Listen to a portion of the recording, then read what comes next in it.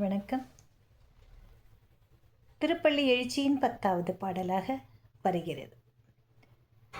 பூமி என்பது மனிதர்கள் நாம் இருக்கக்கூடிய ஒரு இடமாக இருக்கிறது. இது யார் கொடுத்தது? படைத்தது யார்? இறைவன். இறை நம்பிக்கை உள்ளவர்கள் அப்படி தான் சொல்லுவாங்க. அறிவியல் ரீதியாக எதை வேணா இருந்துட்டு போட்டோம். ஆனால் நம்முடைய கருத்துப்படி இறைவன் தான் இந்த பூமியை படைத்தான். அந்த பூமியில் இருப்பதற்கு நமக்கு அருளும் செய்திருக்கிறான். அதனால் தேவர்களாகிய மால் பிரம்மன்லாம் என்ன சொல்கிறாங்கன்னா, புவனியில் போய் பிறவாமைனால் நம்மளுடைய நாளெல்லாம் வீணாகி போய் கொண்டிருக்கின்றது. ஏன்னா இந்த மகா பிரபுவாகிய இறைவன் அங்கே குடிகொண்டு விட்டான். அந்த மக்களை அருள் பாலிக்கிறான். தன்னுடைய கருணை மழையை அவர்களுக்கே கொடுக்கிறான். நாமெல்லாம் பாரு மேலே தேவர்கள்னு சொல்லிக்கிட்டு வெட்டியாக நம்மளுடைய பொழுதை போக்கிட்டு இருக்கிறோமே. அந்த மாதிரி இருக்கிறது மனசுக்கு கஷ்டமாக இருக்குது. சிவன் உய்ய கொள்கின்றார். சிவன் மகிழ்ந்து நம்மை அவனுடைய பாத கமலங்களில் ஏற்றுக்கொள்ளக்கூடிய வழியானது பூமியில் தான் ஐயா இருக்குது. நாமெல்லாம் தேவர்கள்னு சொல்லி மேலேயே இருக்கிறோமே, அவங்களாம் வருத்தப்படுறாங்களாம். அதனால் அவர்கள் விரும்பியபடி அவர்களையும் இந்த பூமிக்கு கொண்டு வந்து வரவழைத்து எங்களுக்கு உன்னுடைய கருணை மழையை நீ பொழி. இப்படி தூங்கி கொண்டு இருந்தால் எங்களுக்கும் மனசு கஷ்டமாக இருக்கும். தேவர்களாகிய மாலுக்கும் பிரம்மனுக்கும் மனம் கஷ்டமாக இருக்கும். இறைவா, நீ திருப்பெருந்துறையில் துயில் கொண்டால் கூட எழுந்து வந்து எங்களுக்கு உன்னுடைய அருளை பொழிந்து எங்களை குளிர்விப்பாய் என்று இந்த பாடல் அமைகிறது. புவனியில் போய் பிறவாமையில் நாள் நாம், புவனியில் போய் பிறவாமையினாள் நாம் போக்குகின்றோம் அவமே இந்த பூமி.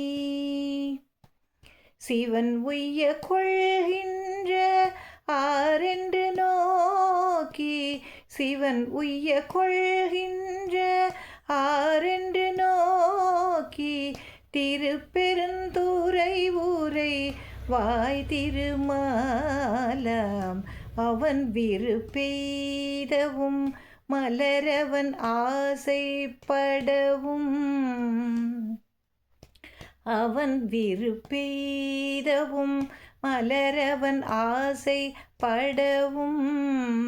நின்னலந்த மெய் கருணையும் நீயும், நின்னலந்த மெய் கருணையும் நீயும், அவனியில் புகுந்தமை ஆட்கொள்ள வல்லாய், அவனியில் புகுந்தமை ஆட்கொள்ள வல்லாய், ஆரமுதே பள்ளி எழுந்தருளாயே,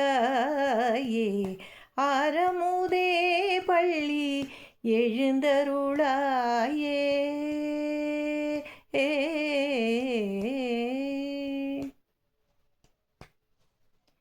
ஆக இந்த மார்கழி மாதத்தின் 30 நாட்களும் நிறைவாக சென்றன.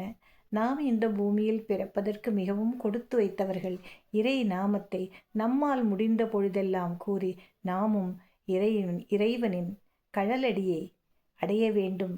நாம் பெற்ற கர்மங்கள் அனைத்தும், அந்த தீமைகள் அனைத்தும் தீயினில் சுட்ட பொடியாக கருகி போக நாம் அவனது திருமலர் பாதங்களை அடையும் வழியை இனியாவது காணுவதற்கு முயற்சி செய்வோம். நன்றியோடு விடைபெறும் உங்கள் மணிமேகலை.